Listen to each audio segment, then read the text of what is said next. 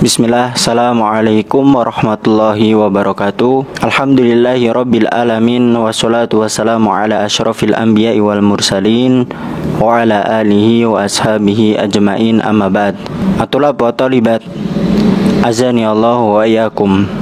Alhamdulillah, pada kesempatan kali ini kita akan kembali melanjutkan pembahasan kita di dalam pelajaran fikih dengan kitab Al-Fiqhul Muyassar fi Dha'i Al-Kitab wa Sunnah.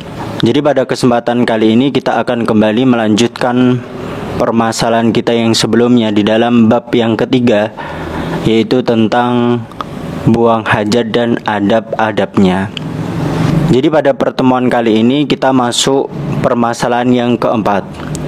Al-mas'alatu rabi'atu ma yahrumu fi'luhu ala man arada qada al-hajah. Jadi di dalam permasalahan yang keempat ini menjelaskan tentang apa saja yang diharamkan atau yang dilarang untuk dilakukan bagi orang yang ingin menunaikan hajatnya, buang hajat. Jadi hal-hal yang diharamkan ketika seseorang hendak membuang hajat. Di sini beliau menyampaikan yahrumul baulu fil ma'ir raqidi, diharamkan buang air kecil di air ar-raqid. Ar-raqid itu tergenang, air yang enggak mengalir. Jadi diharamkan bagi seseorang yang hendak buang air kecil itu dilakukan di air yang tergenang, di kolam dan seterusnya. Li hadis Jabir an Nabi sallallahu alaihi wasallam, dalilnya adalah berdasarkan hadis Jabir dari Nabi sallallahu alaihi wasallam. Beliau mengatakan annahu naha anil bauli fil ma'ir raqidi, bahwasanya Nabi sallallahu alaihi wasallam melarang dari kencing di air yang tergenang. Jadi itu yang pertama yang dilarang dilakukan ketika seseorang hendak membuang hajatnya. Kemudian yang kedua beliau mengatakan wala yumsiku dzakarahu bi yaminihi wa huwa yabul. Jadi tidak boleh seseorang memegang kemaluannya dengan tangan kanannya sedangkan dia dalam keadaan buang air kecil. Karena tangan kanan itu digunakan untuk hal-hal yang mulia, hal-hal yang bagus.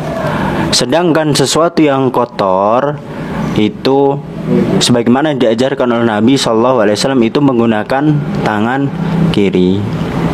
Wala yastanji biha, dan demikian juga ketika seseorang hendak membersihkan kotorannya, yaitu ketika dia ingin cebok, maka tidak boleh menggunakan tangan kanannya.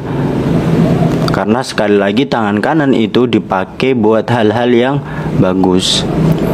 Berdasarkan sabda Nabi sallallahu alaihi wasallam, "Idza bala ahadukum fala ya'khudanna dzakarahu bi yaminihi wala yastanji bi yaminihi."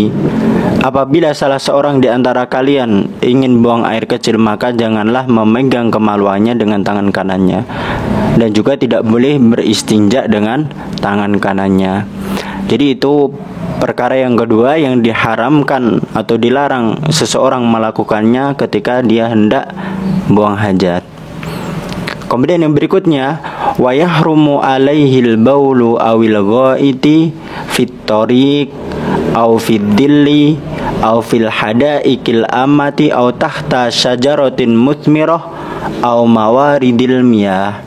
Kemudian beliau mengatakan dan diharamkan bagi seseorang buang air kecil atau buang air besar itu fit tariq, di jalan. Jadi tidak boleh seseorang membuang kotorannya di jalan, membuang hajatnya di jalan. Au fiddil, atau dia buang air kecil atau buang air besar di adil, itu tempat untuk berteduh. Bisa jadi di bawah pohon, bisa jadi di bawah batu yang di situ dipakai buat tempat berteduh, maka itu tidak boleh. Atau di taman-taman umum. Jadi taman-taman yang di situ dipakai orang-orang, dikunjungi orang, maka tidak boleh buang hajat di situ. Au tahta syajaratin muthmirah, atau di bawah pohon yang sedang berbuah. Jadi nggak boleh ketika kita ingin buang hajat, maka tidak boleh buang hajatnya itu di bawah pohon yang memang pohonnya itu berbuah. Au mawaridil miyah, atau tempat-tempat air. Jadi sumber-sumber air yang orang-orang itu mengambil air dari situ, atau mereka mengambil air yang asalnya dari sumber air tadi, maka tidak boleh bagi seseorang buang hajat di sumber-sumber air tadi. Dalilnya berdasarkan hadis Abi Hurairah, wali hadis Abi Hurairah radhiyallahu anhu, anna Nabiya sallallahu alaihi wasallam qol, beliau mengatakan, ittaqul la'anaini. Nabi sallallahu alaihi wasallam mengatakan, berhati-hatilah kalian, waspadalah kalian terhadap dua hal yang dilaknat. Jadi laknah itu adalah seseorang mendoakan orang lain agar dijauhkan dari rahmat Allah Subhanahu wa taala. Qalu wa man la'anani ya Rasulullah. Kemudian para sahabat bertanya, apa itu yang dimaksud dua laknat wahai Rasulullah? Qala, Nabi sallallahu alaihi wasallam mengatakan, alladzi yatakhalla fi tariqin nasi aw fi dhillihim. Yang mana seseorang itu buang hajat di jalannya yang dilewati orang-orang atau di tempat teduhnya mereka. Karena jika seseorang buang hajat di tempat yang memang itu dipakai buat berteduh, kemudian ada orang yang singgah di situ, pasti seorang tadi mencaci maki orang yang membuang hajat di situ. Kama yahrumu alaihi qiraatul Quran. Demikian juga diharamkan atau dilarang baginya membaca Al-Quran. Jadi tidak boleh ketika seseorang sedang buang hajat itu sambil membaca Al-Quran, sambil murojaah. Wa yahrumu alaihi al-istijmar birrawthi awil admi aw bit-ta'amil mukhtaram. Dan yang berikutnya diharamkan juga istijmar, itu menggunakan ar-raus, kotoran hewan yang kering, awil admi, atau tulang, karena tulang itu adalah makanan jin. Maka tidak boleh ketika seseorang hendak buang hajat dia memakai tulang, atau dengan makanan yang mukhtaram, dimuliakan. Jadi makanan yang masih dipakai, yang mana makanan tersebut dimakan oleh orang-orang kemudian dipakai buat membersihkan kotoran kita, maka ini dilarang. Dengan roti misal, itu tidak boleh hukumnya. Wa yahrumu qada'ul hajati baina kuburil muslimin. Dan yang selanjutnya diharamkan juga membuang hajat itu di kuburannya kaum muslimin. Jadi dia karena kebelet, dia buang air di kuburan, karena di sampingnya itu kuburan, maka ini tidak boleh. Termasuk hal-hal yang diharamkan ketika seseorang hendak buang hajat. Jadi itu tadi hal-hal yang dilarang dilakukan ketika seseorang buang hajat. Di antaranya adalah buang air kecil di air yang tergenang, memegang kemaluannya dengan tangan kanan, buang air besar di jalan, di tempat yang dipakai buat berteduh, dan seterusnya. Kemudian tidak boleh membaca Al-Quran, dan tidak boleh buang hajat di kuburannya kaum muslimin. Itu tadi permasalahan yang keempat. Kemudian wa na'ti ila mas'alatil khamisah, ma yukrahu fi'luhu lil mutakhalli. Jadi di dalam permasalahan yang kelima ini membahas tentang apa saja yang dimakruhkan dilakukan bagi orang yang buang hajat. Jadi dimakruhkan sesuatu yang dibenci. Apa saja hal-hal yang dibenci bagi seseorang yang ingin buang hajat. Yukrahu hala qada'il hajati istiqbalu mahabbir rih bila hailin. Beliau mengatakan dimakruhkan ketika dalam keadaan buang hajat itu menghadap arah angin, bila hailin, tanpa ada penghalang. Jadi ketika anginnya mengarah ke kita, malah kita menghadap ke arah angin tersebut, maka itu tidak boleh. Li'alla yartaddal baul ilaihi, karena agar air kencingnya itu kembali kepadanya. Jadi ketika seseorang itu buang air kecil berlawanan dengan arah angin, maka otomatis air kencingnya itu bisa menciprat ke badannya. Dan air kencingnya tadi itu sesuatu yang najis. Bisa jadi kena pakaiannya, kena celananya yang dia tidak sadar, kemudian dipakai buat sholat, sehingga sholatnya tidak bisa diterima karena pakaian yang dipakai itu terkena najis. Wa yukrahul kalam. Kemudian yang berikutnya adalah dimakruhkan berbicara. Jadi ketika seseorang mungkin buang hajat sebelahan sama temannya, maka tidak boleh malah ngobrol. Faqad marra rajulun wan nabi sallallahu alaihi wasallam yabul. Pada suatu ketika lewat seorang laki-laki dan pada saat itu Nabi sedang buang air kecil. Fasalama alaihi, kemudian laki-laki tadi salam kepada Nabi.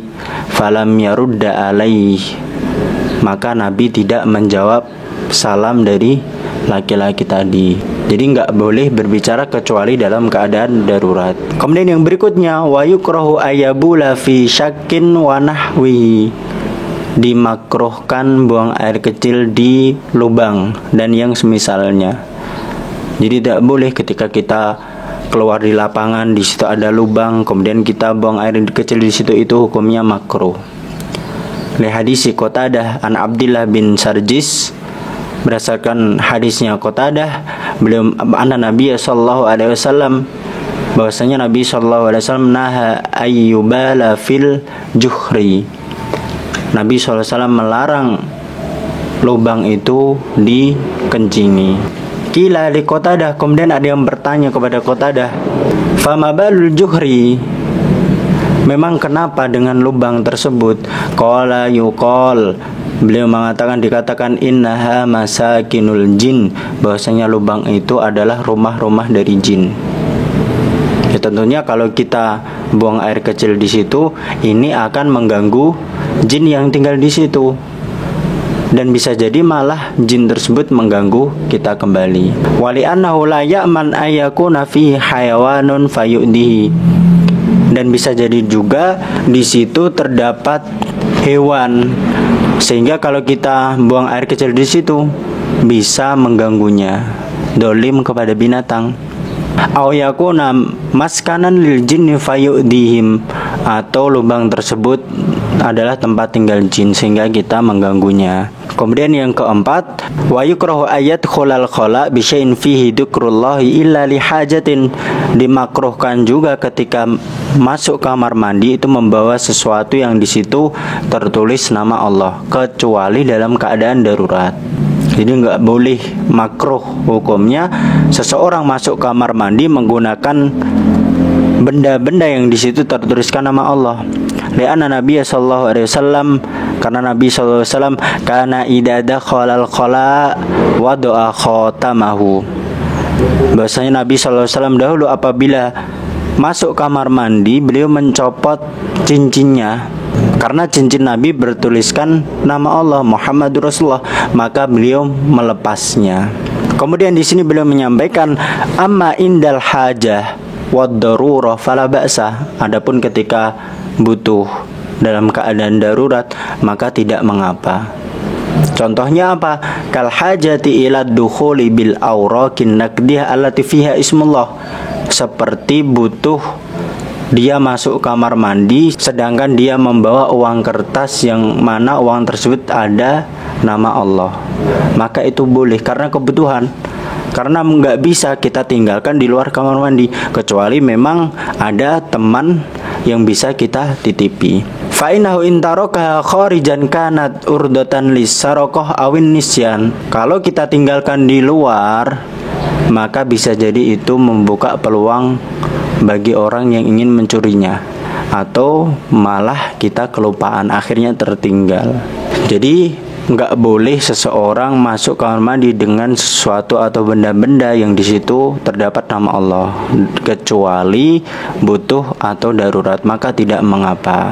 Dan di sini beliau mengatakan amal mushaf, adapun mushaf Al-Qur'an, fa innahu yahrumud dukhulu bihi sawa'an kana dhahiran aw khafiyan. Beliau mengatakan bahwa nggak boleh, haram hukumnya masuk kamar mandi dengan Al-Qur'an mushaf, baik itu nampak atau di disembunyikan, dimasukkan di dalam tas dan seterusnya.